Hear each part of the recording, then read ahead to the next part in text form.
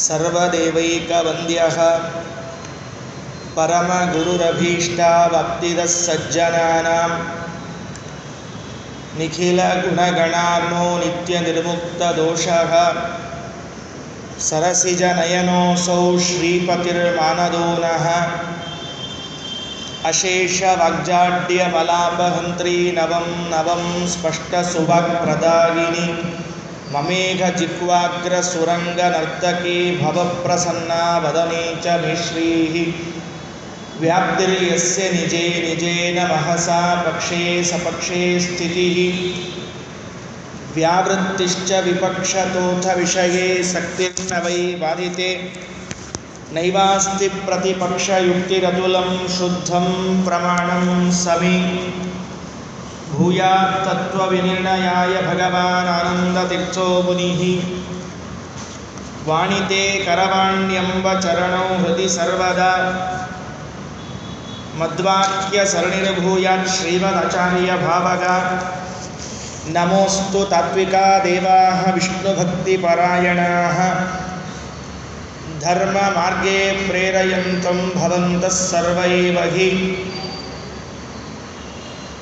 ಯಸ್ಯ ವಾಕ್ ಕಾಮಧೇನುರ್ನಃ ಕಾಮಿತಾರ್ಥಾನ್ ಪ್ರಯಚ್ಛತಿ ಸೇವೇತಂ ಜಯಯೋಗೀಂದ್ರಂ ಕಾಮಬಾಣಚ್ಛಿದಂ ಸದಾ ಪದವಾಕ್ಯ ಪ್ರಮಾಣಾಬ್ಧಿ ವಿಕ್ರೀಡನ ವಿಶಾರದಾನ್ ಲಕ್ಷ್ಮೀನಾರಾಯಣ ಮುನೀನ್ ವಂದೇ ವಿದ್ಯಾ ಗುರೂನ್ ಮಮ ಅರ್ಥಿಕಲ್ಪಿತಕಲ್ಪೋಯಂ ಪ್ರತ್ಯರ್ಥಿಗಜಕೇಸರಿ ವ್ಯಾಸತೀರ್ಥ ಗುರುರ್ಭೂಯಾದಸ್ಮದಿಷ್ಟಾರ್ಥಸಿದ್ಧಯೇ ತಪೋ ವಿದ್ಯಾ ವಿರಕ್ತ್ಯಾದಿ ಸದ್ಗುಣೌಘಾಕರಾನಘಂ ವಾದಿರಾಜ ಗುರೂನ್ ವಂದೇ ಹಯಗ್ರೀವದಯಾಶ್ರಯಾನ್ ಪ್ರಣಮತ್ಕಾಮಧೇನುಂ ಚ ಭಜತ್ಸುರತರೂಪಮಂ ಶ್ರೀಭಾವಬೋಧಕೃತ್ಪಾದ ಚಿಂತಾಮಣಿಮುಪಾಸ್ಮಹೇ ಮೂಕೋಪಿ ಯತ್ಪ್ರಸಾದೇನ ಮುಕುಂದಶಯನಾಯತೆ ರಾಜರಾಜಾಯತೆ ರಿಕ್ತಃ ರಾಘವೇಂದ್ರಂ ತಮಾಶ್ರಯೇ ಆಸೇತೋ ರಾತುಷಾರಾದ್ರೇಃ ಯುಕ್ಷೋಜಿತವಾನ್ ಮುಹುಃ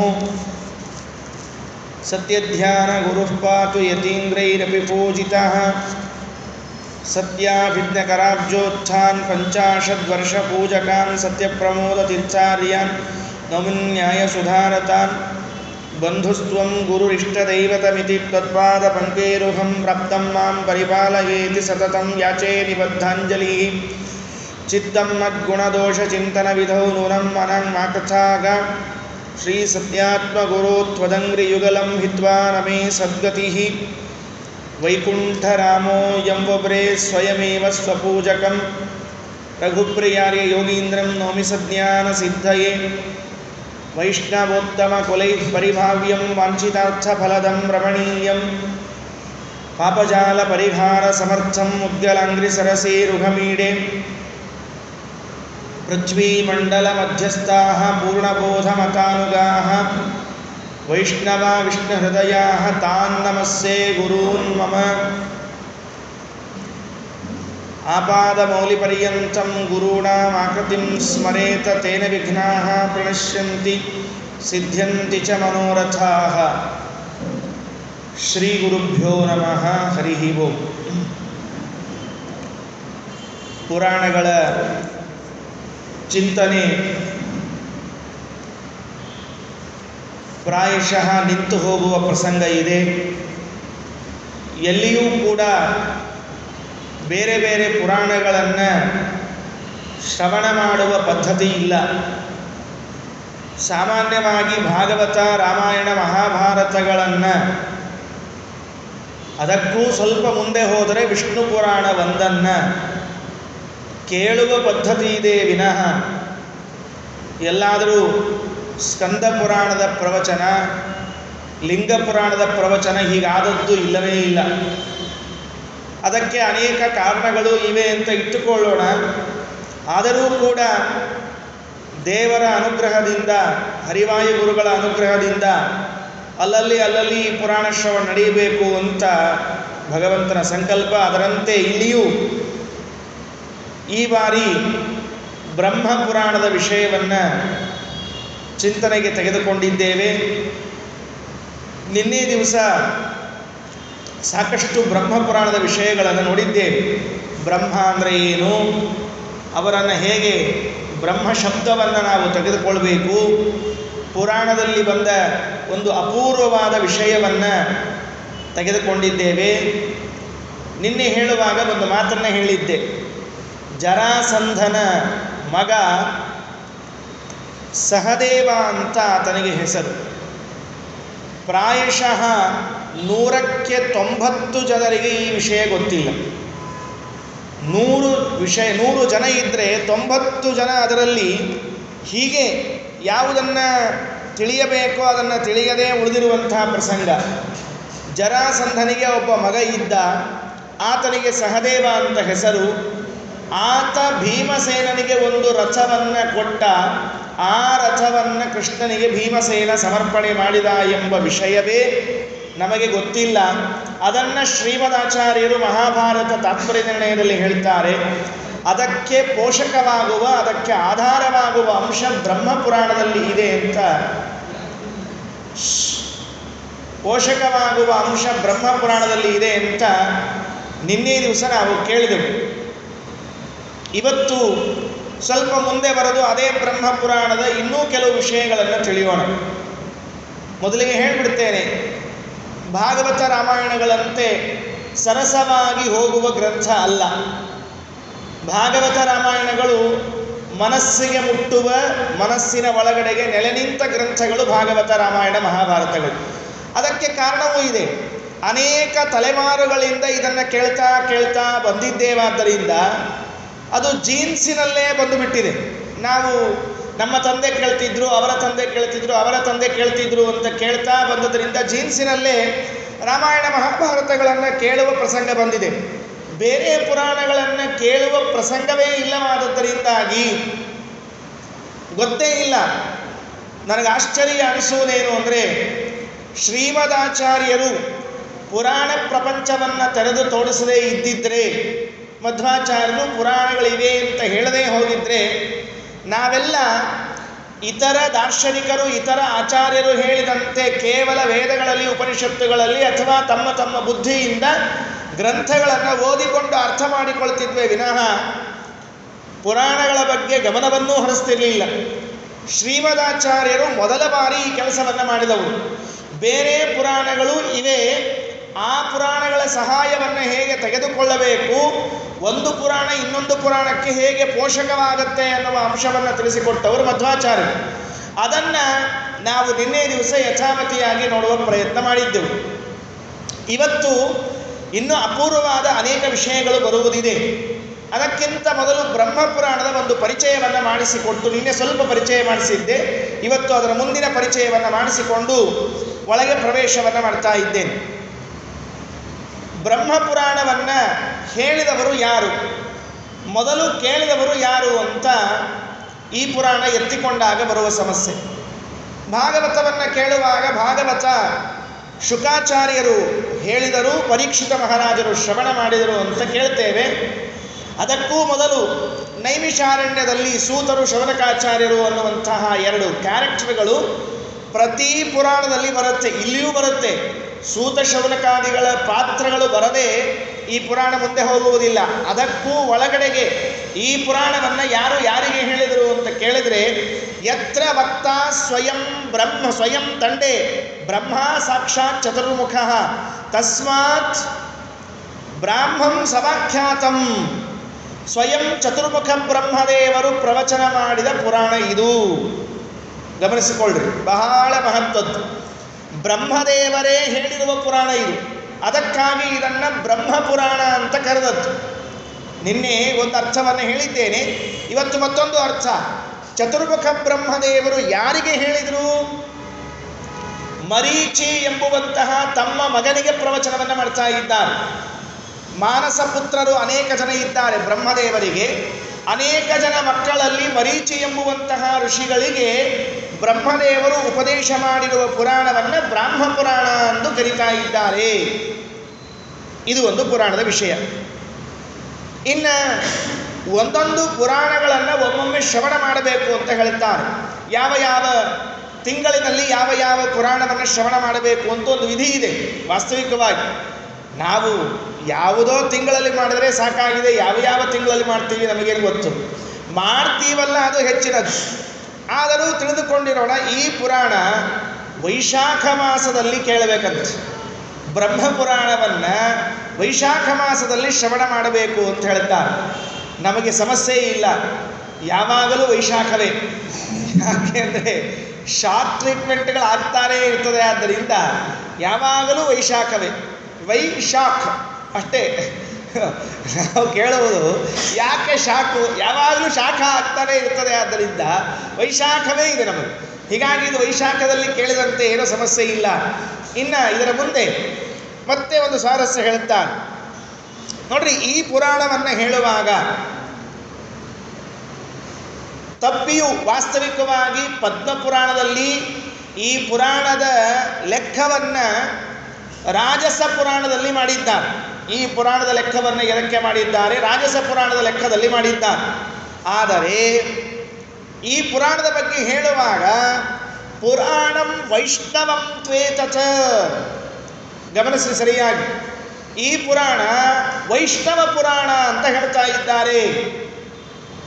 ನಿಜವಾಗ್ಲೂ ಮುಂದೆ ನೋಡಿದರೆ ಅರ್ಥ ಆಗುತ್ತೆ ಇದು ಎಷ್ಟು ವೈಷ್ಣವ ಪುರಾಣ ಅಂತ ಹೇಳಿ.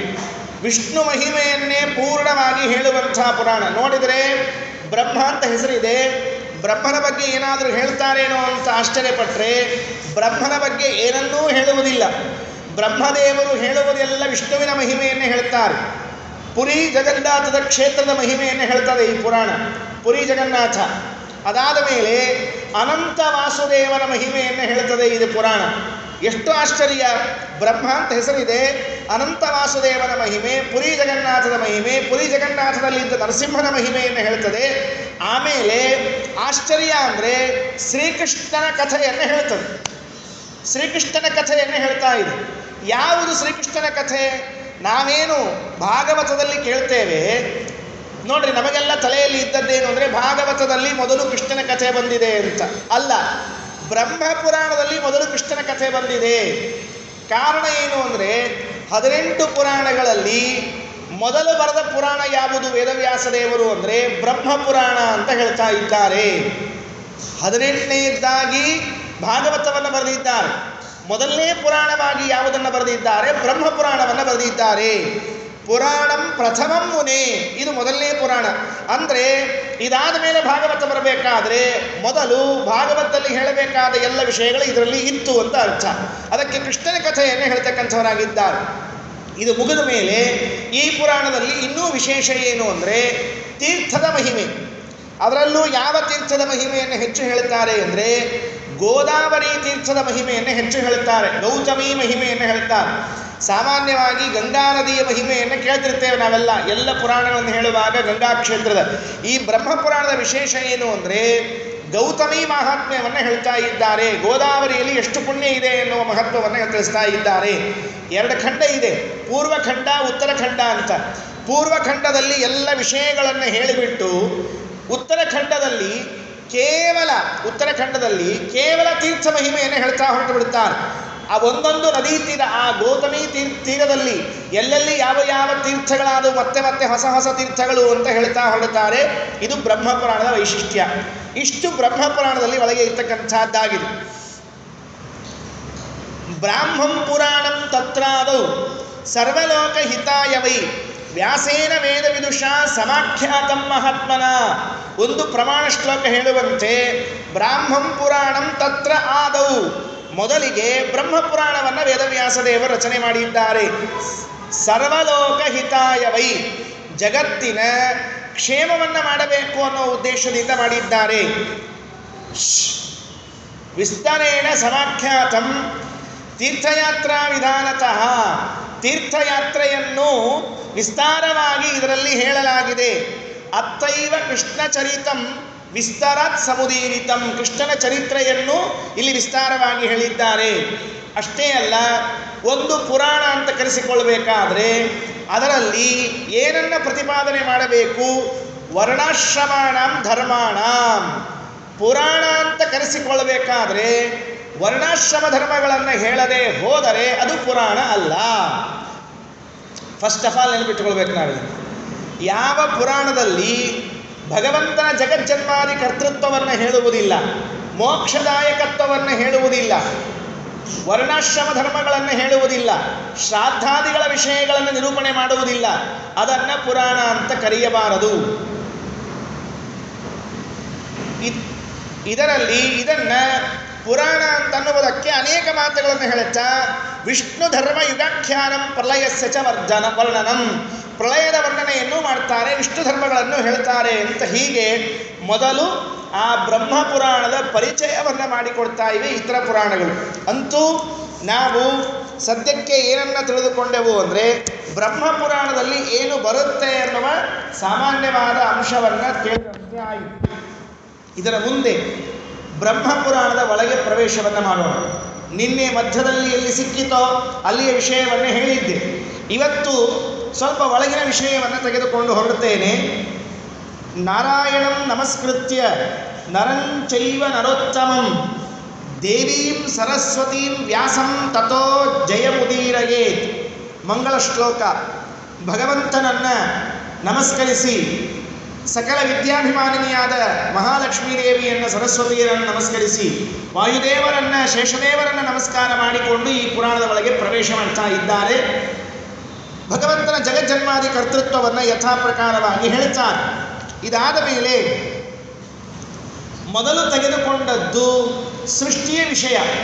ಭಗವಂತ ಜಗತ್ತಿನ ಸೃಷ್ಟಿಯನ್ನು ಹೇಗೆ ಮಾಡ್ತಾನೆ ಅಂತ ತೆಗೆದುಕೊಳ್ತಾನೆ. ಇದು ಎಲ್ಲ ಪುರಾಣಗಳಲ್ಲಿ ಬರುವಂತಹದ್ದು. ಕೇಳುವಾಗ ಆಶ್ಚರ್ಯ ಅನಿಸುವಂತೆ ಒಂದೆರಡು ಮಾತುಗಳನ್ನು ಹೇಳುತ್ತಾರೆ. ನಾರಾಯಣಾತ್ಮಕಾನಂತು ಸಪ್ತಾನಂ ಬ್ರಹ್ಮಜನ್ಮನಾಂ. ಭಗವಂತನಲ್ಲೇ ಮನಸ್ಸಿಟ್ಟಿರುವಂತಹ ಅನೇಕ ಮುನಿಗಳನ್ನು, ಋಷಿಗಳನ್ನು ಸೃಷ್ಟಿ ಮಾಡಿದ ಭಗವಂತ ಅನೇಕ ಪ್ರಜೆಗಳ ಸೃಷ್ಟಿ ಮಾಡ್ತಾ ಇದ್ದಾನೆ ಅಂತ ಹೇಳಿ. ಇದಾದ ಮೇಲೆ ಒಂದು ಸೃಷ್ಟಿಯನ್ನು ಹೇಳ್ತಾರೆ. ಯಾವ ಒಂದು ಸೃಷ್ಟಿಯನ್ನು ಹೇಳ್ತಾರೆ? ದಕ್ಷ ಪ್ರಜಾಪತಿಯ ಸೃಷ್ಟಿಯನ್ನು ಹೇಳ್ತಾರೆ. ದಕ್ಷ ಪ್ರಜಾಪತಿಗಳು 2 ಬಾರಿ ಅವತಾರವನ್ನು ಮಾಡಿದ್ದಾರೆ. ಇದನ್ನು ಗಮನಿಸಬೇಕು ಸರಿಯಾಗಿ. ನಮಗೆಲ್ಲ ಏನು ಗೊತ್ತು ಅಂದರೆ ದಕ್ಷ ಪ್ರಜಾಪತಿಯ ಕಥೆ 1 ಬಾರಿ ಗೊತ್ತಿರ್ತದೆ. ಎಲ್ಲ ಪುರಾಣಗಳಿಗೂ ಒಂದೇ ಕಂಠ, ಒಂದೇ ಅಭಿಪ್ರಾಯ. ದಕ್ಷ ಪ್ರಜಾಪತಿಗಳು 2 ಬಾರಿ ಅವತಾರ ಮಾಡಿದ್ದಾರೆ. ಒಮ್ಮೆ ಬ್ರಹ್ಮದೇವರ ಮಗನಾಗಿ ಅವತಾರ ಮಾಡಿದ್ದಾರೆ. 2ನೇ ಬಾರಿ ದಶಪ್ರಚೇತಸರ ಮಗನಾಗಿ ಅವತಾರ ಮಾಡಿದ್ದಾರೆ ದಕ್ಷ ಪ್ರಜಾಪತಿಗಳು. ಬ್ರಹ್ಮದೇವರ ಮಗನಾಗಿ ಅವತಾರ ಮಾಡಿದಾಗ 16 ಜನ ಕನ್ಯೆಯರನ್ನು ಮಕ್ಕಳನ್ನಾಗಿ ಪಡೆದಿದ್ದಾರೆ. ಅವರನ್ನು ಬೇರೆ ಬೇರೆಯವರಿಗೆ ಕೊಟ್ಟು ವಿವಾಹ ಮಾಡಿದರು. ಅದೆಲ್ಲ ಡೀಟೇಲ್ಸ್ ಹೇಳೋದಿಲ್ಲ, ಯಾಕಂದರೆ ಭಾಗವತದಲ್ಲೂ ನಿಮಗೆ ಕೇಳಲಿಕ್ಕೆ ಸಿಗುತ್ತೆ. 2ನೇ ಬಾರಿ ದಶಪ್ರಚೇತಸರ 10 ಜನ ಪ್ರಚೇತಸರಿಗೆ ಒಬ್ಬನೇ ಮಗನಾಗಿ ಹುಟ್ಟಿದವರು ದಕ್ಷ ಪ್ರಜಾಪತಿಗಳು. ಈಗ ಅಸಿಕ್ನಿ ಎನ್ನುವರನ್ನು ವಿವಾಹ ಮಾಡಿಕೊಂಡು ಅವರಲ್ಲಿ 60 ಜನ ಹೆಣ್ಣು ಮಕ್ಕಳನ್ನು ಪಡಿತಾರೆ. ಇದಕ್ಕೂ ಮೊದಲು ಹರಿಯಶ್ವ ಶಬಲಾಶ್ವರ್ ಎಂಬುವಂತಹ 1000 ಮಕ್ಕಳನ್ನು ಪಡೆದಿದ್ದಾರೆ ದಕ್ಷ ಪ್ರಜಾಪತಿಗಳು. ಇವೆಲ್ಲ ಸ್ವಲ್ಪ ಈ ಪುರಾಣಗಳ ವಿಷಯವನ್ನು ಕೇಳುವಾಗ ಮನಸ್ಸಿನ ಕೆಲಸ ಮಾಡಬಾರ್ದು, ತಲೆಯ ಕೆಲಸವನ್ನು ಮಾಡಬೇಕು. ಯಾಕಂದರೆ ಮನಸ್ಸು ಹೆಗರಿ ಒಬ್ಬ 10,000 ಮಕ್ಕಳು ಹೆಂಗಾಗಲಿಕ್ಕೆ ಸಾಧ್ಯ?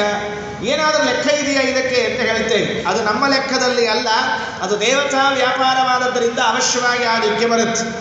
ನಮ್ಮ ಹಿಂದೆ ಹಿರಿಯರೆಲ್ಲ ಅನೇಕ ಜನ ಮಕ್ಕಳನ್ನು ಹಡಿತಿದ್ರು. ಈಗ ನಾವೆಲ್ಲ ಹಡ್ಕೊಳ್ಳೋದು ಎಷ್ಟು ಅಂದರೆ 1 ಅಥವಾ 2. 1 ಆದರೆ ಬಹಳ ಸಂತೋಷ, 2 ಆದರೆ ಇನ್ನೂ ಸ್ವಲ್ಪ ಕಡಿಮೆ ಸಂತೋಷ ಅಷ್ಟೇ.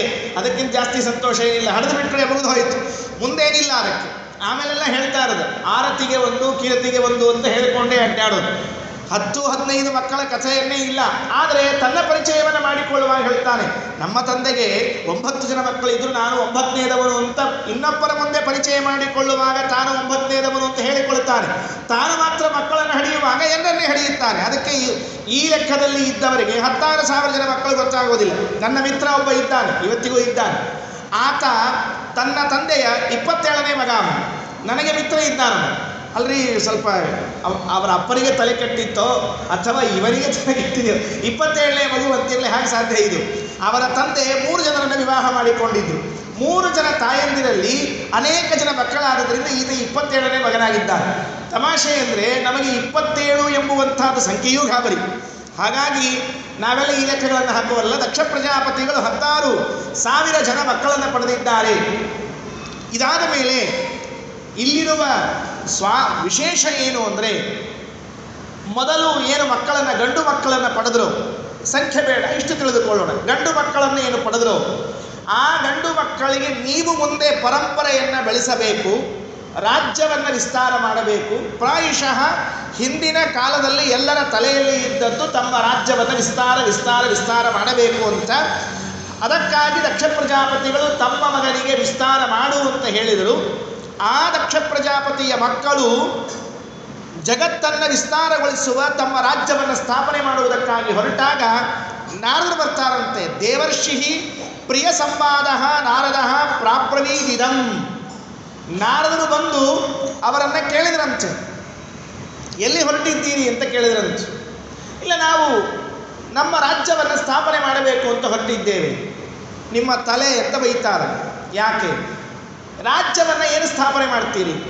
ಭೂಮಿ ಎಷ್ಟಿದೆ ಅಂತ ನಿಮಗೆ ಗೊತ್ತಾ ಅಂತ ಕೇಳ್ತಾರೆ. ಅದೃಷ್ಟವಾಂತಂ ಭುವೋ ಯೂಯಂ ಬಾಲಿಶಾವತ ಬಾಲಿಶಾಹ. ನೀವೇನು ಜಗತ್ತಿನ ಸೃಷ್ಟಿ ಮಾಡಲಿಕ್ಕೆ ಹೋಗ್ತೀರಿ? ಜಗತ್ತನ್ನು ಮುಂದುವರಿಸ್ಕೊಂಡು ಹೋಗ್ತೀರಿ. ಜಗತ್ತಿನ ಅಳತೆ ಗೊತ್ತಿದೆಯಾ? ಭೂಮಿ ಅಂದರೆ ಏನು ಅಂತ ಗೊತ್ತಿದೆಯಾ? ಭೂಮಿಯಲ್ಲಿರುವ ಪದಾರ್ಥಗಳ ಜ್ಞಾನ ಇದೆಯಾ? ಏನೂ ಇಲ್ಲ ನಿಮಗೆ ಜ್ಞಾನ. ಅಷ್ಟು ಜ್ಞಾನ ಇಲ್ಲದ ನೀವು ಜಗತ್ತಿನ ಸೃಷ್ಟಿ ಮಾಡ್ತೀರಿ ಅಂತ ಹೊರಟ್ರೆ ಎಂತಹ ಮೂರ್ಖತನದ ವಿಚಾರ ಇದು. ಹೀಗೆಲ್ಲ ಮಾಡಬೇಡ್ರಿ, ಮೊದಲು ಜಗತ್ತಿನ ಸರಿಯಾದ ಜ್ಞಾನವನ್ನು ಮಾಡಿಕೊಳ್ಳ್ರಿ ಅಂತ ನಾರದರು ಅವರಿಗೆ ಉಪದೇಶವನ್ನು ಮಾಡಿಬಿಡ್ತಾರೆ. ಸರಿ ಅಂತ ಹೇಳಿ ಅವರು, ಹೌದಲ್ಲ, ಜಗತ್ತಿನ ಪರಿಚಯವೇ ಇಲ್ಲ ನಮಗೆ, ಮನೆ ಕಟ್ಟು ಬಿಡ್ತೀನಿ ಅಂತ ಹೊರಟವನಿಗೆ ಮೊದಲು ಭೂಮಿಯ ಅಳತೆಯನ್ನು ಮಾಡಿಕೊಳ್ಬೇಕಾತ. ಭೂಮಿ ಎಷ್ಟಿದೆ, ಅದು ಮಣ್ಣು ಎಂಥದ್ದಿದೆ, ಅಲ್ಲಿ ಮತ್ತೆ ಪಿಲ್ಲರ್ ಎಬ್ಬಿಸ್ಲಿಕ್ಕೆ ಬರುತ್ತಾ, ಇತ್ಯಾದಿ ಇತ್ಯಾದಿ ನೋಡಿಕೊಳ್ಳಬೇಕಾದಂತೆ ಇವರೆಲ್ಲ ಮೊದಲು ಹೋಗ್ತಾರೆ. ಪಾಪ ಅವರು ಹೋಗೇ ಬಿಡ್ತಾರೆ, ತಿರುಗಿ ಬರೋದೇ. ಅದಾದ ಮೇಲೆ ಅವರ ತಮ್ಮಂದಿರು ಬರ್ತಾರೆ. ಅವರು 2 ಕೆಲಸವನ್ನು ಹೊತ್ತುಕೊಳ್ತಾರೆ. ಒಂದು, ಅಣ್ಣಂದಿರನ್ನು ಹುಡುಕುವುದು. ಎರಡನೆಯದ್ದು, ಅಣ್ಣನನ್ನು ಹುಡುಕುವುದರ ಜೊತೆಗೆ ಎರಡನೆಯದ್ದು, ತಾವು ಜಗತ್ತನ್ನು ಸೃಷ್ಟಿ ಮಾಡಬೇಕು ಅಂತ.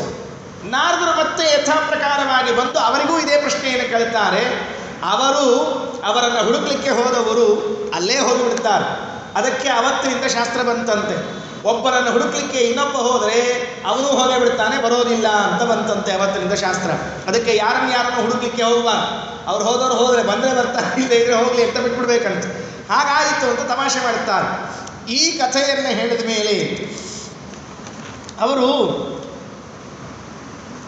ಒಂದು ಶಾಪವನ್ನು ಕೊಡ್ತಾರೆ ದಕ್ಷ ಪ್ರಜಾಪತಿಗಳು. ಇದು ಮಹತ್ವದ ಅಂಶ.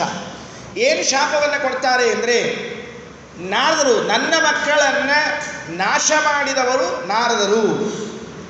ಗಮನಿಸಿಕೊಳ್ಳ್ರಿ ಇದನ್ನು. ನನ್ನ ಮಕ್ಕಳನ್ನು ನಾಶ ಮಾಡಿದವರು ನಾರದರು.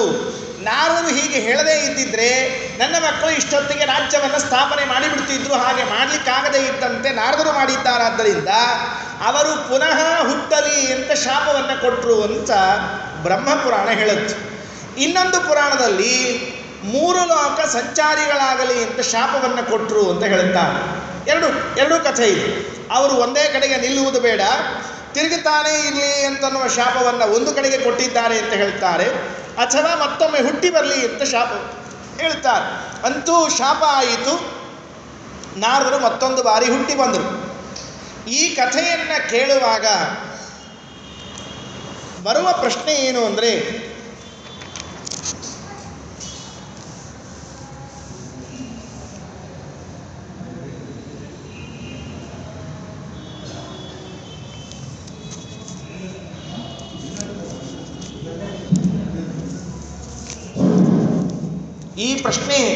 ಈ ಕಥೆಯನ್ನು ಕೇಳುವಾಗ ಬರುವ ಪ್ರಶ್ನೆ ಏನು, ದಕ್ಷ ಪ್ರಜಾಪತಿಗಳು ನಾರದರಿಗೆ ಶಾಪವನ್ನು ಕೊಟ್ಟರಲ್ಲ, ಅವರಿಗೇನು ತಿಳಿಲಿಲ್ಲ? ನಾರದರಿಗೆ ಶಾಪ ಕೊಡುವಾಗ ದಕ್ಷ ಪ್ರಜಾಪತಿಗಳಿಗೆ ಏನು ಗಮನಕ್ಕೆ ಬರಲಿಲ್ಲ ಅಂದರೆ, ನಾರದರು ಅಲ್ಲ, ಈ ಕೆಲಸ ಮಾಡಿಸಿದವರು ನಾರದರು ಅಲ್ಲ, ಇದು ಭಗವತ್ ಸಂಕಲ್ಪ. ಗಮನಿಸಿಕೊಳ್ಳ್ರಿ ಸರಿಯಾಗಿ. ನಾವೆಲ್ಲ ಏನು ಮಾಡ್ತಿರ್ತೇವೆ ಅಂದರೆ, ಯಾರಾದರೂ ಏನಾದರೂ ಮಾಡಿದರೆ ಅವನೇ ಮಾಡಿದ್ದು ಅಂತ ಅವನ ಕಡೆಗೆ ಬಟ್ಟನ್ನು ಮಾಡಿ ತೋರಿಸ್ತೇವೆ. ಅವನೇ ಮಾಡಿದ್ದು ಅಂತ ಬಟ್ಟನ್ನು ಮಾಡಿ ತೋರಿಸ್ತೇವೆ. ಆದರೆ ವಸ್ತುಸ್ಥಿತಿ ಹಾಗೆ ಇರುವುದಿಲ್ಲ. ಭಗವತ್ ಸಂಕಲ್ಪದ ಅನುಸಾರವಾಗಿ ಹಾಗೆ ಆಗಿರ್ತದೆ. ಈಗ ನೋಡ್ರಿ, ತಮಾಷೆ ಹೇಳ್ತೀನಿ. ಏನು ಅಂದರೆ, ಯಾರಾದರೂ ಸ್ಕೂಟರ್ ಮೇಲೋ ಬಸ್ಸಲ್ಲೋ ಕಾರಲ್ಲೋ ಬಂದು ಹಾಯಿಸಿದರೆ, ನಮಗೆ ಆಕ್ಸಿಡೆಂಟ್ ಮಾಡಿದರೆ ಆತ ಮಾಡಿದ ಅಂತ ಆತನ ಮೇಲೆ ಹಾಕ್ತೀವಿ, ಹೌದಾ? ಹಾಗಾದರೆ ಬಚ್ಚಲಲ್ಲಿ ಜಾರಿ ಬಿದ್ದರೆ, ಬಾತ್ರೂಮಲ್ಲಿ ಜಾರಿ ಬಿದ್ದರೆ ಯಾರ ಮೇಲೆ ಹಾಕ್ತೀವಿ? ಬಾತ್ರೂಮ್ ಮೇಲೆ ಹಾಕ್ತೀವ ಹೇಳ್ಕೊಳ್ಳೋಂತ. ಯಾಕೆ ಹಾಕುವುದಿಲ್ಲ? ತಲೆ ಇದ್ದವ್ರ ವಿಚಾರ, ತಲೆ ಇಲ್ಲದವರಿಗೆ ಹೇಳ್ತಾ ಇಲ್ಲ. ಯಾರಾದರೂ ಸ್ಕೂಟ್ರಲ್ಲಿ ಕಾರಲ್ಲಿ ಬಂದು ಹಾಯಿಸಿದರೆ ಆತ ಹಾಯಿಸಿದ ಅಂತ ಆತನ ಮೇಲೆ ಕೇಸು ಮಾಡಿ ಹಣವನ್ನು ಬೀಗ್ತೇವೆ. ಆದರೆ ಬಚ್ಚಲ ಮನೆಯಲ್ಲಿ ಜಾರಿ ಬಿದ್ದು ಕೈಕಾಲುಗಳನ್ನು ಮುರಿದುಕೊಂಡ್ರೆ ಬಚ್ಚಲ ಮೇಲೆ ಹಾಕೋದಿಲ್ಲ, ಕೇಸ್ ಮಾಡ್ತಾರೆ ಯಾರಾದ್ರೂ ಬಚ್ಚಲ. ಅಲ್ಲಿ ಹೇಳ್ತಾರೆ ನಮ್ಮ ಕರ್ಮ ನಾವೇನು ಮಾಡಬೇಕು ಅಂತ ಕೇಳ್ತಾರೆ. ಹಾಗಾದರೆ ಇಲ್ಲಿ ಕರ್ಮ, ಅಲ್ಲಿ ಪಾಪ ಆತನೇನು, ಅಲ್ಲಿಯೂ ಕರ್ಮವೇ. ಹಾಗಿದ್ರೆ ನಮ್ಮ ಕರ್ಮಾನುಸಾರವಾಗಿ ನಡೆಯುತ್ತೆ ವಿನಃ ಇದು ಇನ್ನೊಬ್ಬರ ಮೇಲೆ ಹಾಕುವುದಲ್ಲ. ನೋಡಿ, ಇಷ್ಟು ಸಣ್ಣದಾದ ವಿಷಯವನ್ನು ನಾವು ತಿಳಿದುಕೊಳ್ಳೋದಿಲ್ಲ. ದಕ್ಷ ಪ್ರಜಾಪತಿಗಳು ನಾರದರು ಇದನ್ನ ಮಾಡಿದವರಲ್ಲ, ಇದರ ಹಿಂದೆ ಭಗವಂತನ ಸಂಕಲ್ಪ ಇದೆ ಎಂಬುದನ್ನು ಗಮನಿಸದೇ ಹೋದರು. ಯಾಕೆ ಗಮನಿಸಿದ್ದೇ ಹೋದದ್ದು? ಯಾಕೆ ಪ್ರಶ್ನೆ. ಈಗ ಗಮನಿಸ್ತಿಲ್ಲ, ಅಲ್ಲಿ ನಮಗೂ ಗೊತ್ತಾಗತ್ತೆ ಅವರಿಗೂ ಗೊತ್ತಾಗಲಿಲ್ಲಲ್ಲ ಯಾಕೆ ಅಂತ ಕೇಳಿದ್ರೆ ಅದಕ್ಕೆ ಕಾರಣ ಶಾಸ್ತ್ರ ಸೂಕ್ಷ್ಮವಾಗಿ ಹೇಳುತ್ತೆ. ಏನು ಅಂದರೆ, ಎಲ್ಲ ಕಾಲದಲ್ಲಿಯೂ ದೇವತೆಗಳಿಗೂ ಅಪರೋಕ್ಷ ಜ್ಞಾನ ಇರುವುದಿಲ್ಲ. ಗಮನಿಸಿಕೊಳ್ಳ್ರಿ ಸರಿಯಾಗಿ.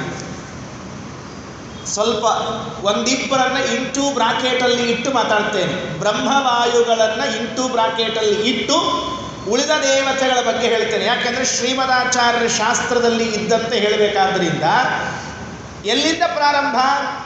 ರುದ್ರದೇವರು, ಗರುಡದೇವರು, ಶೇಷದೇವರಿಂದ ಪ್ರಾರಂಭ ಮಾಡಿಕೊಂಡು ಎಲ್ಲ ದೇವತೆಗಳವರೆಗೆಯೂ ಕೂಡ ಅಪರೋಕ್ಷ ಜ್ಞಾನ ಸರ್ವಕಾಲದಲ್ಲಿಯೂ ಇರುವುದಿಲ್ಲ. ಅವರಿಗೆ ತಿರೋಧಾನ ಆಗಿರುತ್ತದೆ. ತಿರೋಧಾನ ಆದದ್ದಕ್ಕೇನೆ ಅವರು ಭಗವತ್ ಸಂಕಲ್ಪವನ್ನು ತಿಳಿಯದೇ ಹೋಗ್ತಾರೆ. ಇಲ್ಲದೇ ಹೋದರೆ ಭಗವತ್ ಸಂಕಲ್ಪವನ್ನು ಅವರು ತಿಳಿಯಬೇಕಾಗಿತ್ತು. ಕಾರಣ ಅವರ ಅಪರೋಕ್ಷ ಜ್ಞಾನಿಗಳು. ಈ ಪ್ರಮೇಯವನ್ನು ಅರ್ಥ ಮಾಡಿಕೊಳ್ಳ್ರಿ, ಬಹಳ ಸೂಕ್ಷ್ಮ ಇದೆ. ಸುಮ್ಮನೆ ಎಲ್ಲ ಪುರಾಣಗಳನ್ನು ಕೇಳಿದ್ರೆ ಆಗೋದಿಲ್ಲ ಇದೆಲ್ಲ.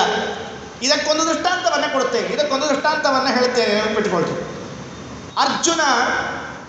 ಅರ್ಜುನ ಕೃಷ್ಣನ ಪರಂಧಾಮಕ್ಕೆ ಹೋದ ಮೇಲೆ, ಕೃಷ್ಣ ಪರಂಧಾಮಕ್ಕೆ ಹೋದ ಮೇಲೆ ಅವರ 16,000 ಹೆಂಡತಿರನ್ನು ಕರೆದುಕೊಂಡು ಬರುವಾಗ ಅನೇಕ ಜನ ಕಳ್ಳರು ಅವನನ್ನು ಹೊಡೆದು ಸೋಲಿಸಿ ಕೃಷ್ಣನ ಹೆಂಡತಿರನ್ನೆಲ್ಲ ಅಪಹಾರ ಮಾಡಿಕೊಂಡು ಹೋಗ್ತಾರೆ. ತುಂಬ ಇಂಟ್ರೆಸ್ಟಿಂಗ್ ಆದ ಸ್ಟೋರಿ, ಅದೆಲ್ಲ ಬೇಡ ಈಗ ಹೇಳೋದಿಲ್ಲ.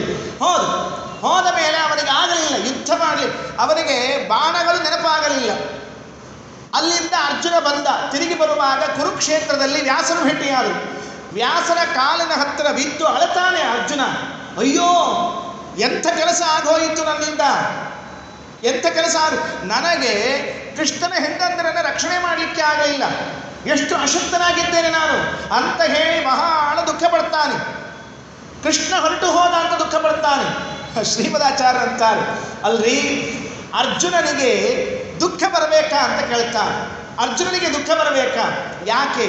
ಕೃಷ್ಣ ಇಷ್ಟು ಗೀತೆಯನ್ನು ಉಪದೇಶ ಮಾಡಿದ್ದಲ್ಲ, ಅಷ್ಟು ಗೀತೋಪದೇಶವನ್ನು ಮಾಡಿದ ಮೇಲೂ ಅರ್ಜುನ ಇವತ್ತು ಅಳತಾನೆ ಅಂದರೆ ಅದಕ್ಕೆ ಅರ್ಥ ಏನು ಅಂತ ಕೇಳ್ತಾರೆ. ಕೇಳಿದಾಗ ಆಚಾರ್ಯರು ಉತ್ತರ ಕೊಡ್ತಾರೆ, ಅವನಿಗೆ ಅಪರೋಕ್ಷ ಜ್ಞಾನ ತಿರೋಧಾನ ಆಗಿತ್ತು, ಆದ್ದರಿಂದ ದುಃಖ ಬಂತು ಅಂತ ಬರೀತಾರೆ ಶ್ರೀಮದಾಚಾರ್ಯ. ಅಪರೋಕ್ಷ ಜ್ಞಾನ ಯಾವಾಗ ತಿರೋಧಾನ ಆಗತ್ತೆ, ಅದೃಶ್ಯವಾಗತ್ತೆ, ಹೊರಟು ಹೋಗುತ್ತೆ, ಆಗ ಅಪರೋಕ್ಷ ಜ್ಞಾನಿಗಳಿಗೂ ದುಃಖ ಇದೆ, ಬಿಡೋದಿಲ್ಲ ಅವರನ್ನೂ ಕೂಡ. ಹಾಗೆ ದಕ್ಷ ಪ್ರಜಾಪತಿಗಳು ಕೂಡ ಮಕ್ಕಳನ್ನು ಕಳೆದುಕೊಂಡಾಗ ನಾರದರು ಇದನ್ನು ಮಾಡಿದವರು ಅಂತ ತಿಳಿದ್ರೆ ವಿನಃ ಇದು ಭಗವತ್ ಸಂಕಲ್ಪ ಅಂತ ತಿಳಿಯಲಿಕ್ಕೆ ಆಗಲಿಲ್ಲ. ಇದು ಭಗವತ್ ಸಂಕಲ್ಪವೇ ವಿನಃ ಬೇರೆ ಏನೂ ಇಲ್ಲ ಅಂತ ತಿಳಿಯುವ ವ್ಯವಧಾನ ಅವರಿಗೆ ಇಲ್ಲದೆ ಹೋಯಿತು. ಹಾಗಾಗಿ ಇದು ಭಗವತ್ ಸಂಕಲ್ಪಾನುಸಾರವಾಗಿ ನಡೆದದ್ದು ಎಂಬ ಘಟನೆಯನ್ನು ತಿಳಿಸುವುದಕ್ಕೆ ಮೂಲ ಪ್ರಮೇಯ ಏನಂತ ನೆನಪಿಟ್ಟುಕೊಳ್ಳ್ರಿ, ಅಪರೋಕ್ಷ ಜ್ಞಾನಿಗಳಿಗೂ ಜ್ಞಾನ ತಿರೋಧಾನವಾಗುತ್ತೆ ಎಂಬ ಪ್ರಮೇಯವನ್ನು ನಿರೂಪಣೆ ಮಾಡಲಿಕ್ಕೆ ಈ ಕಥೆಯನ್ನು ಪುರಾಣ ನಮಗೆ ಹೇಳ್ತಾ ಇದೆ. ಎಲ್ಲೇ ಯಾವುದೇ ಪುರಾಣದಲ್ಲಿ ಈ ಕಥೆ ಬಂದರೂ ಅದರ ಅಭಿಪ್ರಾಯವನ್ನು ಇಷ್ಟು ಅಂತ ತಿಳಿದುಕೊಳ್ಳಬೇಕು. ಇದು ಒಂದು ಕಥೆ. ಇದಾಯಿತಾ? ಇದಾದ ಮೇಲೆ ಇನ್ನೊಂದು ತಮಾಷೆಯಾದ ಕಥೆಯನ್ನು ಹೇಳ್ತೇನೆ. ಪ್ರಾಯಶಃ ತುಂಬ ಪ್ರಸಿದ್ಧವಾದ ಕಥೆ, ಕೇಳಿದ ಕಥೆ. ಕೇಳಿದ್ದನ್ನೇ ಹೇಳೋದ್ರಲ್ಲಿ ಸ್ವಲ್ಪ ತಮಾಷೆಯಾಗಿರುತ್ತೆ. ಈಗ ಕೇಳದೇ ಇದ್ದದ್ದನ್ನು ಹೇಳಿ ಆಯಿತಲ್ಲ, ಕೇಳಿದ್ದನ್ನು ಹೇಳಬೇಕು. ಇವಾಗ ಏನು ಕಥೆ ಅಂದರೆ, ಒಬ್ಬ ರಾಜ ಇದ್ದ, ಅಂಗ ಅಂತ ಒಬ್ಬ ರಾಜ ಇದ್ದ. ಪುರಾಣ ಈ ಕಥೆಯನ್ನು ಹೇಳುತ್ತಾರೆ, ಬಿಟ್ಕೊಳ್ಳಿ. ಪುರಾಣ ಈ ಕಥೆಯನ್ನು ಹೇಳುತ್ತೆ. ಅಂಗ ಅಂತ ಒಬ್ಬ ರಾಜ ಇದ್ದ. ಆ ರಾಜ ವಿವಾಹ ಮಾಡಿಕೊಂಡ. ಅವನಿಗೊಂದು ಮಗುವಾಯಿತು. ಅವನಿಗೆ ಹೆಸರನ್ನು ಇಟ್ಟ, ವೇನ ಅಂತ ಹೆಸರಿಟ್ಟ. ಪ್ರಾಯಶಃ ತಕ್ಷಣಕ್ಕೆ ನೀವೆಲ್ಲ ಏನಂತ ತಿಳಿದುಕೊಳ್ತೀರಿ, ಇದು ಗೊತ್ತು ನಮಗೆ, ಭಾಗವತದಲ್ಲಿ ಈ ಕಥೆ ಬಂದಿದೆ. ಎಸ್, ನೀವು ಗೆಸ್ ಮಾಡಿದ್ದು ಸರಿ ಇದೆ. ಆದರೆ ಅದರಲ್ಲಿ ಗಮನಿಸದೇ ಹೋದ ಅಂಶ ಇದೆಯಲ್ಲ, ಅದನ್ನು ಮಾತ್ರ ಹೇಳ್ತೇನೆ. ಅಂಗನಿಗೆ ವೇನ ಎಂಬ ಮಗ ಹುಟ್ಟಿದ. ಆಯಿತು, ಮುಂದೆ ವೇನನಿಗೆ ಪೃಥುರಾಜ ಎಂಬ ಮಗ ಹುಟ್ಟಿದ. ಅದು ಅವ್ರ ಮಕ್ಕಳು ಹುಡ್ತಾರೆ ಬಿಡ್ರಿ, ಅವ್ರ ಮಕ್ಕಳು ಹುಡ್ತಾರೆ, ನಾಮಕರಣವೂ ಆಗುತ್ತೆ, ಅನ್ನಪ್ರಾಶನ ಆಗುತ್ತೆ, ಚೌಲ ಆಗುತ್ತೆ, ಉಪನಯನ ಆಗುತ್ತೆ, ಮದುವೆ ಆಗುತ್ತೆ, ಅವೆಲ್ಲ ಕಥೆ ಹೇಳಬೇಕಾ? ನೋಡ್ರಿ, ಇಲ್ಲಿ ಸಾಮಾನ್ಯವಾಗಿ ಪುರಾಣಗಳು ಏನನ್ನು ಹೇಳಬೇಕು? ಪುಣ್ಯ ಪುರುಷರ ಕಥೆಗಳನ್ನು ಹೇಳಬೇಕು. ಹೌದಾ? ಪುಣ್ಯ ಪುರುಷರ ಕಥೆಯನ್ನು ಹೇಳಬೇಕು. ದೇವರ ಬಗ್ಗೆ ಸಾಧನೆಯನ್ನು ಮಾಡಿದ, ತಪಸ್ಸು ಮಾಡಿದ, ಒಳ್ಳೆಯದನ್ನು ಪಡೆದುಕೊಂಡ ಇತ್ಯಾದಿ ಹೇಳಬೇಕೇ ವಿನಃ ವೇನನ ಕಥೆಯನ್ನು ಹೇಳುವ ಅವಶ್ಯಕತೆ ಇಲ್ಲ. ವಸ್ತುಸ್ಥಿತಿ ವಿಚಾರ ಮಾಡಿದರೆ ವೇನ ಮಹಾಪಾಪಿಯ ಕಥೆಯನ್ನು ಹೇಳುವ ಅವಶ್ಯಕತೆ ಏನಿತ್ತು ಪುರಾಣಕ್ಕೆ? ನಾವು ಆ ಕಥೆಯನ್ನು ಕೇಳುವಾಗ ಈ ಪ್ರಶ್ನೆಯನ್ನು ತಲೆಯಲ್ಲಿ ತಂದುಕೊಳ್ಳುವುದಿಲ್ಲ. ಯಾಕೆ ಅಂದರೆ ಪ್ರಶ್ನೆಯೇ ಬರುವುದಿಲ್ಲ. ಪಾಪ, ಪ್ರಶ್ನೆ ಬಂದರೆ ತಲೆಯಲ್ಲಿ ತಂದುಕೊಳ್ಬೇಕು. ಯಾರಿಗೆ ಪ್ರಶ್ನೆ ಬರುತ್ತೆ? ಓದಿದರೆ ಕೇಳಿದರೆ ಪ್ರಶ್ನೆ ಬರುತ್ತೆ. ನಾವು ಕೇಳಲಿಕ್ಕೆ ಹೋಗೋದಿಲ್ಲ, ಆದ್ದರಿಂದ ಪ್ರಶ್ನೆಯೇ ಬರುವುದಿಲ್ಲ. ಭಾಳ ಒಳ್ಳೆ ಕೆಲಸ ಇದು. ಎಷ್ಟು ಒಳ್ಳೆಯ ಕೆಲಸ ಅಂದರೆ, ಓದಿದರೆ ಕೇಳಿದರೆ ಪ್ರಶ್ನೆ ಶುರುವಾಗತ್ತೆ, ಓದೋದೇ ಬೇಡ, ಪ್ರಶ್ನೆಯೇ ಬೇಡ. ನಿನ್ನೆ ಅರ್ಜುನ ಹೇಳಿದ್ದಲ್ಲ, ಕರ್ಮ ಮಾಡಿದ್ರೆ ಸಮಸ್ಯೆ ಆಗತ್ತೆ, ಕರ್ಮನೇ ಮಾಡದೇ ಇದ್ರೆ ಸಮಸ್ಯೆ ಇಲ್ಲ, ಮೋಕ್ಷ ಆಗಿಬಿಡುತ್ತೆ ಅಂತ ಹೇಳಿದಂತೆ ಇಲ್ಲಿಯೂ ಕೂಡ ಅದೇ ಸಮಸ್ಯೆ. ಅಂಗನ ವೇನನ ಕಥೆಯನ್ನು ಹೇಳ್ತಾರೆ, ಎಷ್ಟು ಚೆನ್ನಾಗಿ ಹೇಳ್ತಾರೆ ಅಂತ ಬಿಟ್ಕೊಳ್ತು. ಏನಾಯಿತು? ವೇನನ ಕಥೆಯನ್ನು ಒಂದೆರಡು ಮಾತುಗಳಲ್ಲಿ ತಿಳಿಸ್ತೇನೆ. ಅಪ್ಪ ಇವನ ಸಮಸ್ಯೆಗಳಿಗೆ ದುಃಖವನ್ನು ಪಟ್ಟು ಮನೆ ಬಿಟ್ಟು ಹೊರಟೋದ ಅಂಗರಾಜ. ಅನಿವಾರ್ಯವಾಗಿ ಅವನನ್ನು ರಾಜನನ್ನಾಗಿ ಮಾಡಿದರು. ವೇನ ಎಂಬ ಮಗನನ್ನು ರಾಜನನ್ನಾಗಿ ಮಾಡಿದರು. ಅವನು ಎಷ್ಟು ದುಷ್ಟನಿದ್ದ ಅಂದರೆ, ಅವನಂತಹ ದುಷ್ಟ ಜಗತ್ತಿನಲ್ಲಿ ಪ್ರಾಯ ಇನ್ನೊಬ್ಬ ಇರಲಿಕ್ಕಿಲ್ಲ. ಹಿರಣ್ಯಕಶಿಪು ಇರಬಹುದೇನೋ, ಆದರೂ ವೇನನ ಬಗ್ಗೆ ಹೇಳುವಾಗ ಅಷ್ಟು ಹೇಳಿದರು. ಅಂತಹ ದುಷ್ಟ ರಾಜ್ಯ ಪರಿಪಾಲನೆ ಮಾಡುವಾಗ ಎಲ್ಲ ಕಡೆಗಳಲ್ಲಿ ಡಂಗುರವನ್ನು ಸಾರಿದನಂತೆ. ಏನು ಹೇಳಿದ ಜಗತ್ತಿಗೆ ಅಂತ ಹೇಳಿದರೆ, ದಯವಿಟ್ಟು ಅವನು ಹೇಳುವ ಲೆಕ್ಕ, ಯಾರೂ ಕೂಡ ಇನ್ನು ಮುಂದೆ ನಿಮ್ಮ ಮನೆಗಳಲ್ಲಿ ದೇವರ ಪೂಜೆಯನ್ನು ಮಾಡಬೇಡ್ರಿ. ನೋಡ್ರಿ, ಇದು ವೇನ ಹೇಳಿದ ಸಿದ್ಧಾಂತ. ಯಾರೂ ಇನ್ನು ಮುಂದೆ ನಿಮ್ಮ ಮನೆಗಳಲ್ಲಿ ಶ್ರಾದ್ದವನ್ನು ಮಾಡಬೇಡ್ರಿ. ಪ್ರಾಯಶಃ ನಮ್ಮಲ್ಲಿ ಕೆಲವರು ಅವನ ರಾಜ್ಯದಲ್ಲಿ ಇದ್ದವರಿರಬೇಕು ಇವತ್ತು. ಪ್ರಾಯಶಃ ನಮ್ಮಲ್ಲಿ ಕೆಲವರು ಅವನ ರಾಜ್ಯದಲ್ಲಿ ಇದ್ದವರೇ ಇರಬೇಕು. ಯಾಕೆ ಅಂದರೆ ಇವತ್ತು ಕೆಲವರು ಶ್ರಾದ್ದವನ್ನು ಮಾಡುವುದಿಲ್ಲ.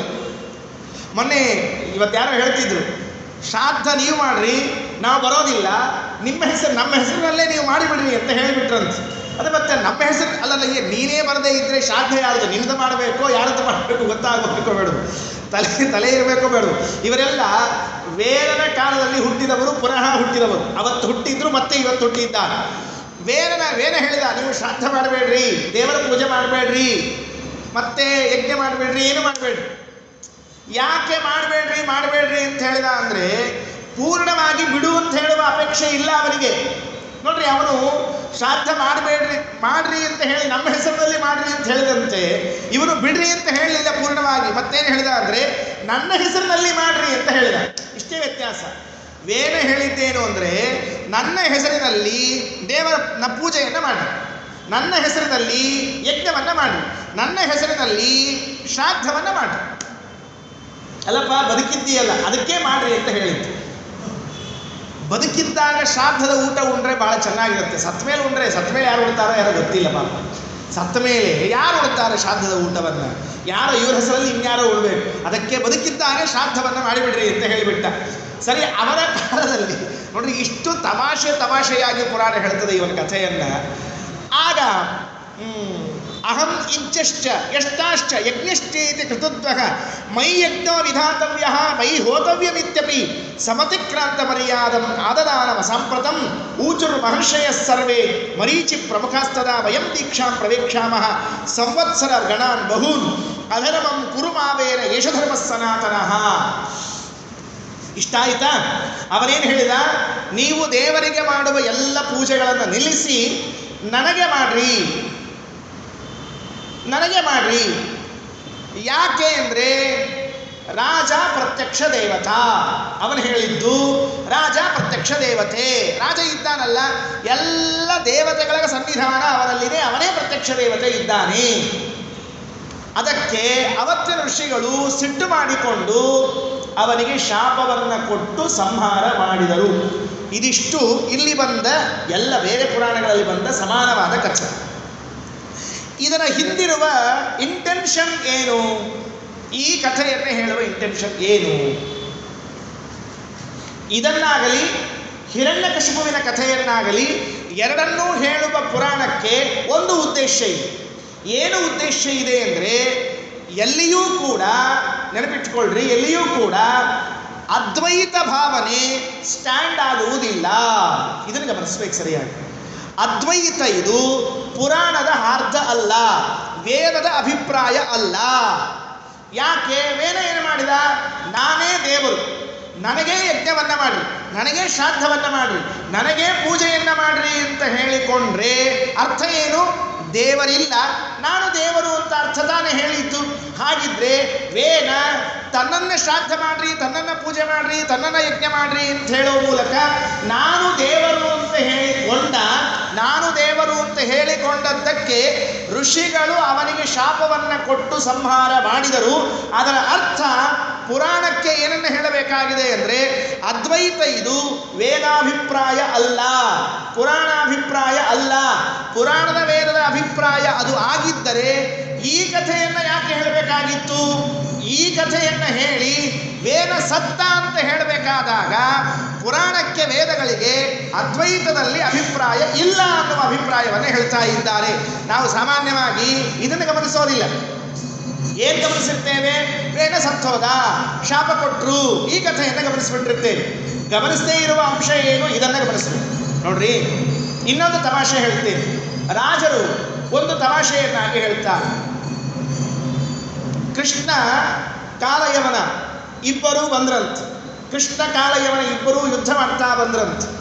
ಯುದ್ಧ ಮಾಡ್ತಾ ಮಾಡ್ತಾ ಬಂದಾಗ ಕೃಷ್ಣ ಸೋತು ಬಿಟ್ಟ. ಪಾಪ ಅವನು ಸೋಲ್ತಾನೆ ಬಿಡ್ರಿ, ಅವನಿಗೇನು ಸಮಸ್ಯೆ ಇಲ್ಲ. ಯಾಕಂದ್ರೆ ಅವನಿಗೆ ಸೋಲೋದು ಗೊತ್ತು, ಗೆಲ್ಲುವುದು ಗೊತ್ತು. ಅವನು ಓಡಿದ, ಇವನು ಬೈದ, ಓಡ್ತಾ ಇದ್ದೀಯಲ್ಲ ಹೇಳಿ ರಣಛೋಡ್ ಅಂತ ಹೇಳಿ ಬೈದು ಅವನ ಹಿಂದೆ ಬೆನ್ನು ಹತ್ತಿಕೊಂಡು ಬಂದ ಮೇಲೆ ಸರಿ ಆಯಿತು ಅಂತ ಹೇಳಿ ಮತ್ತೆ ಕೃಷ್ಣ ಒಂದು ಗುಹೆ ಒಳಗಡೆಗೆ ಹೋಗಿಬಿಟ್ಟು ಅವನು ಹೋದ, ಇವನು ಬಂದ. ಸ್ವಲ್ಪ ಲೇಟಾಗಿ ಬಂದ, ಸಹಜ. ಮುಂದೆ ಇದ್ದವನು ಮೊದಲು ಹೋಗಿರ್ತಾನೆ, ಹಿಂದೆ ಇದ್ದವನು ಆಮೇಲೆ ಬರ್ತಾನೆ. ಇದು ಆಮೇಲೆ ಬಂದ. ನೋಡಿದರೆ ಮುಸುಕು ಹಾಕ್ಕೊಂಡು ಮಲ್ಕೊಂಡ್ಬಿಟ್ಟಿದ್ದ ಒಬ್ಬ. ಕೃಷ್ಣ ಮುಸುಕು ಹಾಕಿ ಮಲಗಿಬಿಟ್ಟಿದ್ದ. ಸರಿ, ಈತ ಏನು ತಿಳಿದ ಅಂದರೆ, ನನ್ನನ್ನು ಓಡಿಸಿಕೊಂಡು ಬಂದು ತಾನು ಮಾತ್ರ ಹಾಯಾಗಿ ಮಲ್ಕೊಂಡಿದ್ದಾನೆ ಕೃಷ್ಣ ಅಂತ ಹೇಳಿ ಝಾಡಿಸಿ ಒದ್ದ. ಕಥೆ ಕೇಳಿದ್ದೀರಲ್ವ, ಝಾಡಿಸಿ ಒದ್ದಾಕ್ಷಣ ಪಾಪ ಮುಸುಕು ಹಾಕ್ಕೊಂಡು ಮಲಗಿರುವ ವ್ಯಕ್ತಿ ತನ್ನ ಮೇಲಿನ ಪರದೆಯನ್ನು ತೆಗೆದ. ನೋಡಿದ, ಇವನು ಸುಟ್ಟು ಸತ್ತು ಹೋದ. ಅವನು ಮುಚ್ಚಿಕೊಂಡ ಇದ್ದ. ಈ ಕಥೆ ಗೊತ್ತು ನಮಗೆ. ರಾಜರಂತಾರೆ, ಎಷ್ಟು ತಮಾಷೆಯಾಗಿ ರಾಜರಂತಾರೆ ಅಲ್ರಿ. ಅವನು ಯಾಕೆ ಸತ್ತ ಗೊತ್ತಾಯ್ತ ನಿಮಗೆ? ಅಲ್ಲ, ಮುಚ್ಚುಕುಂದ ನೋಡಿದ್ದಕ್ಕೆ ಸತ್ತ ಅಲ್ಲ, ಮುಚ್ಚುಕುಂದ ನೋಡಿದ್ದಕ್ಕೆ ಸತ್ತದ್ದಲ್ಲ. ಮತ್ತೇನು ಅಂದರೆ, ಮಲಗಿದ ಮುಚ್ಚುಕುಂದನನ್ನ ಕೃಷ್ಣ ಅಂತ ತಿಳಿದ್ನಲ್ಲ, ಅದಕ್ಕೆ ಸತ್ತ ಅಂತ ಬರೀತಾರೆ ರಾಜರು. ನೆನಪಿಟ್ಕೊಳ್ಳಿ, ಅವನು ಸತ್ತದ್ದು ಮುಚ್ಚುಕುಂದನ ಕಣ್ಣಿಗಾಗಿ ದೃಷ್ಟಿಯಿಂದ ಸತ್ತದ್ದಲ್ಲ. ಮತ್ತೇನು, ಅಲ್ಲಿರುವ ಮುಚ್ಚುಕುಂದನೆಂಬ ಜೀವನನ್ನ ಬ್ರಹ್ಮ ಎಂಬ ಜ್ಞಾನ ಮಾಡಿಕೊಂಡಲ್ಲ, ಜೀವನನ್ನ ಬ್ರಹ್ಮ, ಅಹಂ ಬ್ರಹ್ಮಾಸ್ಮಿ ಎಂಬ ಜ್ಞಾನ ಮಾಡಿಕೊಂಡದ್ದಕ್ಕೆ ಕಾಲಯವನ ಸತ್ತದ್ದೇ ವಿನಃ ಅವನು ಮತ್ತೆ ಕೃಷ್ಣ ಇದಕ್ಕಾಗಿ ಮುಚ್ಚುಕುಂದನ ವರದಿಂದ ಸತ್ತಿದ್ದಲ್ಲ. ರಾಜರು ಹೇಳುವಂಥ ಮಾತು ಎಷ್ಟು ಅದ್ಭುತವಾದ ಮಾತು, ನೆನಪಿಟ್ಕೊಳ್ಳಿ. ಅಲ್ಲಿ ಮಲಗಿದ ಮುಚ್ಚುಕುಂದನನ್ನ, ಜೀವನನ್ನ ಪರಮಾತ್ಮ ಅಂತ ತಿಳಿದುಕೊಂಡ. ಜೀವನನ್ನ ಪರಮಾತ್ಮ ಅಂತ ತಿಳಿದುಕೊಂಡ್ರೆ ಏನಾಗತ್ತೆ ಎಂಬುದಕ್ಕೆ ದೃಷ್ಟಾಂತ ಬೇಕಾ, ಎಕ್ಸಾಂಪಲ್ ಬೇಕಾ? ಕಾಲಯಾಪನ ಸತ್ತದ್ದು ದೃಷ್ಟಾಂತ. ಇಷ್ಟೇ. ಆದ್ದರಿಂದ ಪುರಾಣಗಳಿಗೆ ಎಲ್ಲಿ ಅದ್ವೈತ ನನ್ನ ಅಭಿಪ್ರಾಯ ಅಲ್ಲ ಅಂತ ಹೇಳೋದಿರುತ್ತೋ ಅಂತಲ್ಲಿ ಇಂತಿಂಥ ಕಥೆಗಳನ್ನು ಹೇಳ್ತಾ ಹೊರಡುತ್ತೆ. ಹಿರಣ್ಯಕಶಿಪು ಕ್ವಾಸೌ ಮದನ್ಯೋ ಜಗದೀಶ್ವರ, ನನ್ನನ್ನು ಬಿಟ್ಟು ದೇವರು ಎಲ್ಲಿದ್ದಾನೆ ಅಂತ ಕೇಳಿದ್ದಕ್ಕೆ ನರಸಿಂಹನ ಕೈಯಿಂದ ಸತ್ತ. ಈ ಕಥೆ ಯಾಕೆ ಹೇಳಬೇಕಾಗಿತ್ತು? ವೇದಗಳಿಗೆ ಪುರಾಣಗಳಿಗೆ ಅದ್ವೈತ ನನ್ನ ಅಭಿಪ್ರಾಯ ಅಲ್ಲ ಅಂತ ಹೇಳಬೇಕಾಗಿದ್ದೇ ವಿನಃ ಹೊರತಾಗಿ ಮತ್ತೆ ಇವರೇನು ಪುರಾಣ ಪುರುಷರಲ್ಲ. ಇವರೆಲ್ಲ ವೇದ ಪುಣ್ಯ ಪುರುಷನ ಪ್ರಾತಸ್ಮರಣೀಯನ ಇಲ್ಲ. ಇನ್ನು ಮುಂದೆಯಿಂದ ನಾವು ಪ್ರಾತಸ್ಮರಣೀಯನಾಗಿ ವೇದವನ್ನು ಸೇರಿಸಿಕೊಳ್ಳುತ್ತೇವೆ. ಅಹಲ್ಯ, ದ್ರೌಪದಿ, ಸೀತಾ, ತಾರಾ, ಮಂಡೋದರಿ ಇದು ಹೇಳ್ತಾ ತಥಾ ಅನ್ನೋ ಶಬ್ದ ಜಗದು ಬೇಕಾದರೆ ಈ ಪಾಪಿ ಹೆಸರು. ಸರ್ವಾತ್ರ ಇವನೇನು ಪ್ರಾತಸ್ಮರಣೀಯನಲ್ಲ, ಪುಣ್ಯ ಪುರುಷನಲ್ಲ, ಏನೂ ಅಲ್ಲ. ಆದರೆ ಇವನ ಕಥೆಯನ್ನು ಪುರಾಣಗಳು ಹೇಳುವುದಕ್ಕೆ ಕಾರಣ ಏನು ಅಂದರೆ ವೇದ ನಾನು ದೇವರು, ನನ್ನಲ್ಲಿ ಯಜ್ಞ ಮಾಡ್ರಿ, ನನ್ನನ್ನು ಪೂಜೆ ಮಾಡ್ರಿ ಅಂತ ಹೇಳಿಕೊಂಡದ್ದಕ್ಕೆ ಅವನಿಗೆ ಋಷಿಗಳು ಶಾಪ ಕೊಟ್ಟರು. ಅವತ್ತಿನ ಕಾಲದಲ್ಲಿಯೂ ಅದ್ವೈತ ಇದು ಜನರ ಸಿದ್ಧಾಂತ ಆಗಿರಲಿಲ್ಲ. ಗಮನಿಸಿಕೊಂಡು ಸರಿಯಾಗಿ. ಇವತ್ತಲ್ಲ, ಅವತ್ತೂ ಕೂಡ ಯಾವ ಋಷಿ ಮುನಿಗಳು ಜ್ಞಾನಿಗಳು ಅಕ್ಸೆಪ್ಟ್ ಮಾಡದೇ ಇರುವ ಸಿದ್ಧಾಂತ ಯಾವುದು ಅಂದರೆ ಅದ್ವೈತ